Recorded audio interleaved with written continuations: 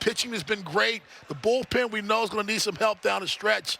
Will Dylan Tate be able to provide some of that help soon? Yeah, I think so. And not that they need it right now. It's kind of crazy how good this bullpen's been doing. A 3.21 ERA is now 7th in the majors, and they were struggling so much they were getting worn out by the short starts from the rotation. But Tate's getting ready to go on his injury rehab assignment Tuesday with High A Aberdeen in Wilmington, Delaware.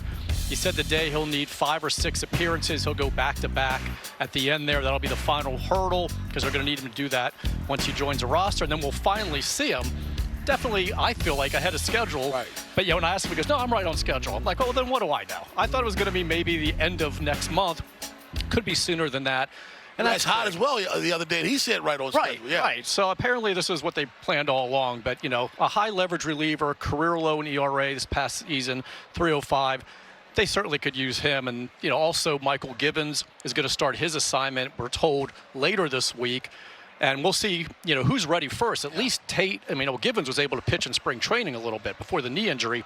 Tate didn't pitch at all. Right. So there'll be a little bit of a race. But that's 2 high leverage guys that are coming back. The reason why the bullpen is in such good hands right now is because the emergence of Mr. Cano. He has been outstanding so far this year. You just never know where you're going to find a keeper. Never know. Right? You never know. And this is a completely different guy than who we saw in that small sample size last year.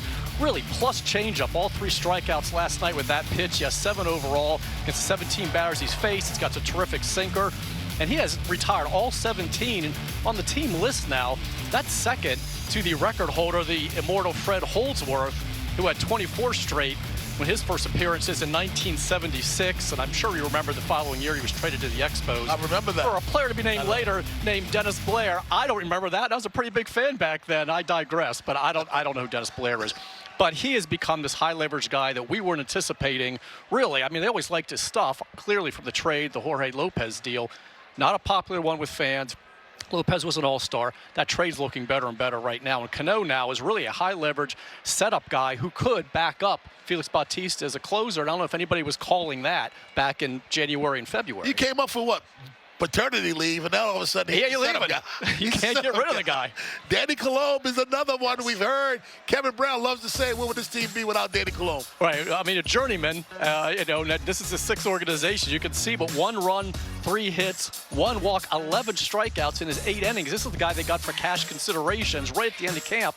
So I wrote this morning the Twins might want to reconsider that deal. But again, 6 organization, the Dodgers drafted him twice. That's where it all started. The Twins signed him 4 different times.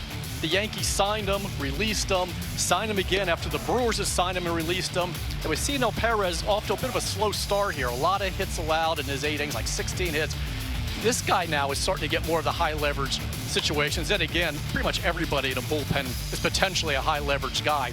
But he has been really a nice surprise. And I was practicing his name. You said it very well, Coulomb.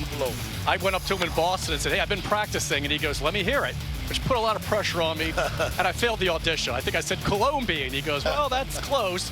But it is Coulomb, and we really need to learn how to pronounce it well because he's one of their best relievers. I cheat. Just go to Baseball Reference, phonetic breakdown. That helps a lot. You got to have it for on air. Got to have it. We're talking a lot about the bullpen, Roch, but I know we're both excited to see what these starters have been doing lately, too, man. They have been. And this, again, I asked Brandon Hyde last night, is there a logical explanation for why the rotation went from providing no length and really taxing the bullpen to where it looked like it's never going to give up a run? Right.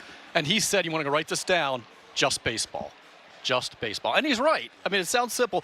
Don't overthink it. Don't try to look for hidden clues. That's just how the game works. They were giving up a lot of runs and scoring a lot. Yeah. Then they weren't giving up many and they weren't scoring a lot, but they keep winning. But it's been a big rotation turnaround. And again, that has helped the bullpen to enable it to have that 3.21 ERA. But it looked like they were never going to get up another run.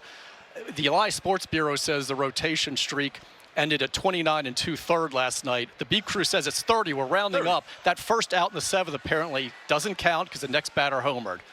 That's what they say. We're going with 30. That's still well short of the record of 54 that was set in 74, which is also the record for rotation and for the pitching staff as a whole. Pretty amazing that the rotation covered all of that. But it's just been a great stretch. The 34 straight scoreless from the staff itself. It was broken Friday night. Where's that coming from? When they were struggling so much early, Cole Irvin's down in AAA now, Bradish went on the IL for a while, and suddenly they've completely turned things around. You just schooled us. That's why they call it the School of Rock. Thanks a lot, Roch. All right.